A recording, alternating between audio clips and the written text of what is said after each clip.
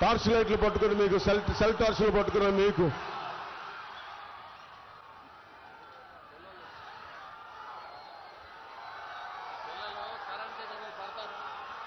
దయచేసి ఎవరన్నా కరెంటు తీగలకి దూరంగా ఉండండి. దయచేసి ఇది హై టెన్షన్ వైర్స్ అవి.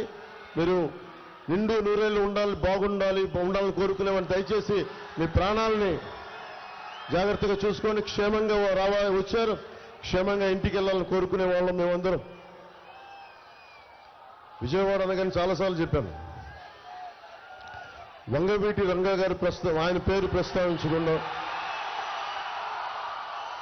అన్ని సామాజిక వర్గాల అభిమాన నాయకులు, వారి అబ్బాయి నా సోదరుడు వంగవీటి రాధా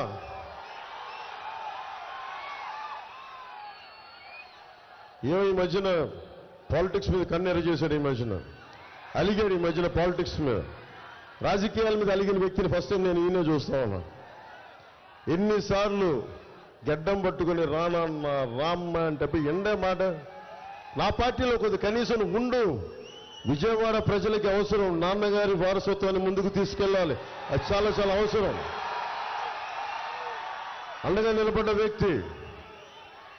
సరే ఏ పరిస్థితులు అయితే ఫైనల్గా మొత్తం జూలు దులుపుకొని బయటకు వచ్చాడు. ఈ రోజున దాక్కుని ఉన్నాడు కింద వ్యాన్లో, వారాయి కింద. లాభం లేదు, నువ్వు బయటికి రావాల్సిందే, నువ్వు విజయవాడ ప్రజలకి నువ్వు నీ ముఖ వచ్చేసి చూపించాల్సిందే అంటే బయటికి పట్టుకుని లాక్కొచ్చాం. వారికి సోదరుడు వంగవీటి రాధా గారికి నా హృదయపూర్వక నమస్కారాలు. వ్యక్తులు చాలా అవసరం మనకి, బలమైన నాయకుల సమూహం అవసరం. విజయవాడ వెస్ట్కి చెప్తా, విజయవాడ నేను పార్టీ పోటీ చేస్తున్నాను, మనం కూటమి ఉందనగానే జలీల్ ఖాన్ గారు వచ్చారు ఫస్ట్ మన ఎమ్మెల్యే. జలీల్ ఖాన్ గారికి నేను తెలియకపోవచ్చు, కానీ చిన్నప్పుడు నాకు జలీల్ ఖాన్ గారు తెలుసు చిన్నప్పటి నుంచి. ఇక్కడ మాచవరంలో మా పెద్దమ్మలు ఉండేవాళ్ళు, మరి ఇప్పుడు దర్శకుడిగా ఉన్నాడు మెహర్ రమేష్. మేమందరం ఇక్కడ మాచవరంలో నేను వచ్చేవాడిని, ఎప్పుడు సమ్మర్ హాలిడేస్కి వచ్చేవాడిని, వేసవి సెలవులకి వచ్చినప్పుడు చాలా నాకు అద్భుతంగా ఉండేది. అలాంటి కొండల్లో మాచవరం కూడా అలాంటి కొండలు కూడా అక్కడికి వెళ్ళేవాడిని.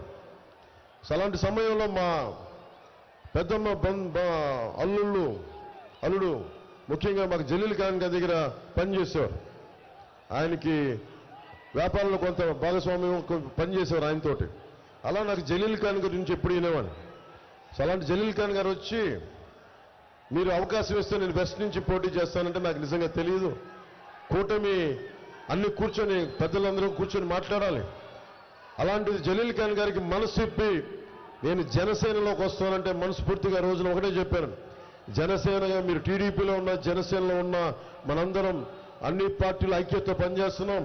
నిజంగా మీ భవిష్యత్తుని మేము అండగా చూసుకుంటాం, మీకు అండగా ఉంటామని ఆ రోజు మనసిప్పి ఈరోజు మద్దతు తెలుపుతున్నందుకు ముఖ్యంగా మొట్టమొదటిగా జలీల్ ఖాన్ గారికి నా హృదయపూర్వక నమస్కారాలు, హృదయపూర్వక ధన్యవాదాలు.